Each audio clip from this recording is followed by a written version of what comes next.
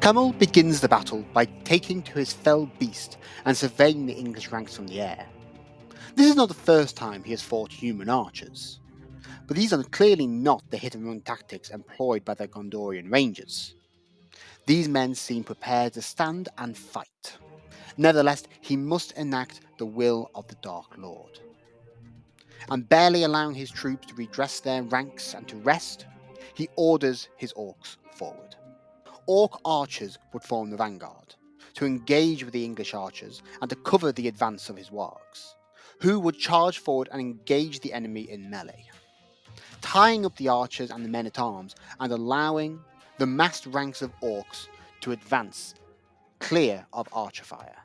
However, long before the orcish archers can get into range, the English, situated on the high ground, launch volleys into the enemy ranks. Some of the orcs continue to advance, others panic as vicious arrowheads slam into orcish flesh, as the orcs are at the complete mercy of the archers. The wargs and their riders now advance. However, the terrain and defences channel the orcs forward, where they receive devastating volleys into their flanks. The unarmoured large beasts prove easy targets for the skilled archers, as beast and orc fall in their hundreds. Those riders that attempt to engage the archers find their progress stopped by the defensive stakes, and the stationary cavalry find themselves easy targets. Those riders and archers that survive these early volleys try to bring their ranks under control and flee back towards their own lines, receiving devastating volleys as they do.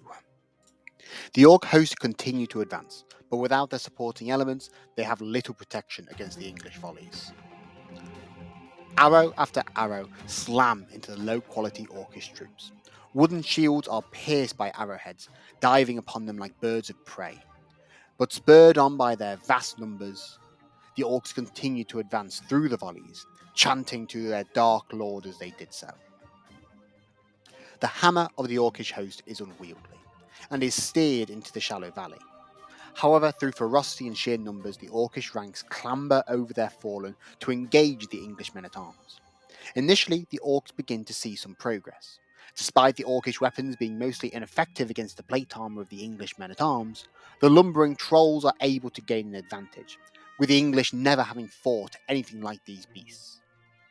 Through the trolls and sheer weight of numbers, the men-at-arms begin to get pushed back. However, even as more orcs charge towards the English positions, eager for blood and loot, the English, despite the cracks, continue to hold, and the press of bodies becomes so tight that the orcs can't even raise their weapons, and those who die do not fall to the ground, but are held aloft by the sheer pressure and weight of bodies.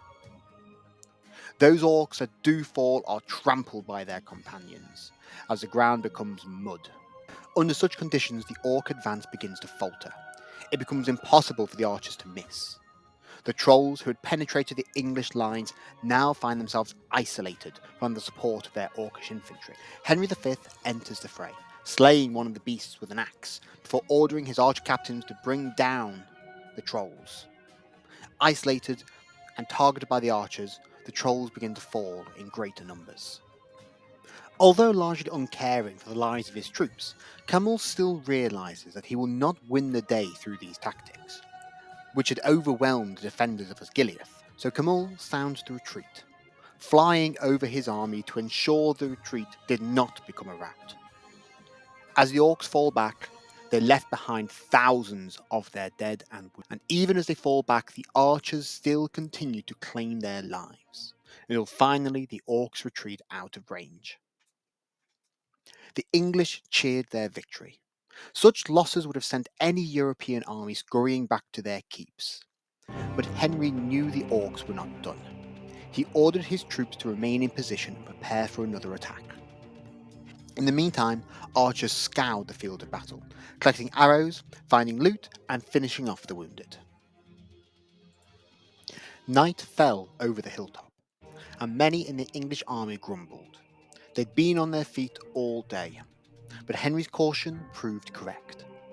In the cover of darkness, orcs advanced up the slopes, clambering over their own dead.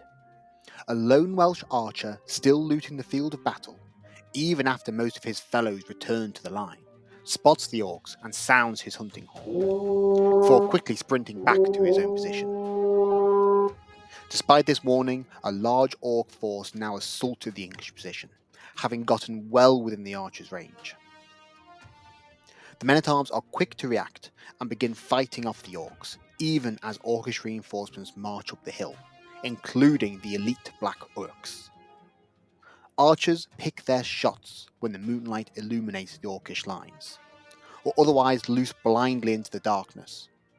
The mass of orcs still make these volleys deadly. Henry surveys the battle, as best he can in the darkness. His men seem to be holding well. Adrenaline had reinvigorated his tired troops. But it was at this point Camul released his trap, as hundreds of dark beasts descended upon the English and Welsh archers on the left flank. The archers were caught completely by surprise, as spiders, wargs and bats descended upon them. Those on the extreme flank were either routed or killed by the suddenness of the attack, leaving their positions open. The veteran archer captains reacted quickly, rallying their troops and leading their archers into the melee. Orcs now advanced up the hills and removed the defensive stakes before marching on the flank of the English force. The blaring of horns alerted Henry to the disaster on his flank. Leaving his captains, he rallied his guard and whatever men he could muster and joined the melee on the flank. His influence rallying his troops and inspiring them to great feats of courage. However, a terrible, inhuman scream causes the English to falter as a huge beast descended upon the English king's position. Even the elite household knights cannot stand before a Nazgul on a fell beast and give ground. Henry is knocked back from the attack, but his battle-hardened reflexes keep him up. However, Henry is still just a man, and the fate of this duel seems inevitable. Elsewhere on the field of battle, however, the English archers on the right flank advanced past their positions down the hill to get a better shot on the Black Orcs, which now threatened to force back the English infantry. However, with many beginning to run low on arrows, the cry goes up for England and St. George. The archers descend upon the exposed flanks of the Orcs, or release devastating point-blank volleys. Now caught between the stalwart men-at-arms and the nimble archers, the orcs are quickly surrounded. Seeing their tenuous position, many of the orcs break and flee. Those that do not are shown no mercy by the English forces. Across the line, the orcs begin to fall back. However, without the interference of the Nazgul, this retreat quickly becomes a rout, as the orcs are driven from the field. Wounded by the felled beast, but still standing, Henry fights with Camul. The Nazgul seemingly moments from victory. However, a volley of arrows into the flank of his beast shows the Nazgul that he alone now stands against the English forces, his army in disarray and rout. The victorious cries of the English break the Nazgul's spell, and Henry's elite guard join the fray once more and drag their king to safety. Camul's beast is brought low by a volley of arrows, and the Nazgul himself is dragged from his mount, and his soul forced to flee back to his dark master. The English claim the field. The Orcish army that had opposed them in complete rout with the death of their lord. The English force had suffered losses, but the Orcish losses were devastating. With the defeat of Camul and his army, the English now set their sights north towards Gileath to surround the forces of Gothmog and the Witch King, and to take the battle to Mordor itself. Hi, the Bearded Halfling here. I just want to say a massive thank you for taking the time to watch this video. This has by far been the biggest video exercise that I have undertaken, and it was a lot of work from start to finish. Whilst I am really happy with how this ended up, I'm not sure if I will be continuing these in the future. But if you've enjoyed this content, please let me know in the comments down below. If this gets a lot of love, I am likely to continue to do these. As I said, these were a lot of work. Most likely, usual videos will continue to be made as previous. But yeah, I just want to say a big thank you for everyone for continuing to support this channel. And yeah, thanks.